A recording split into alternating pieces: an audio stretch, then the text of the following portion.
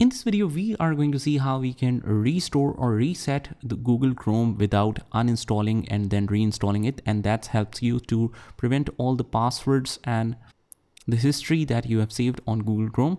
Let's say that's very important for you and you cannot just uninstall it. If you're having some problem, you can just reset this with the method. So what you have to do is just click on the three dots on the Google Chrome and just head over to settings. And here on the left hand side, you will find this reset settings.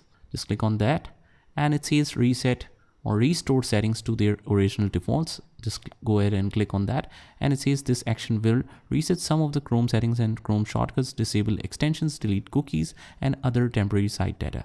So it specifically mentions here bookmarks history and safe password won't be effective, and that's great for us, especially if you have this very important password saved that you don't want to get rid of. Just click on this reset settings.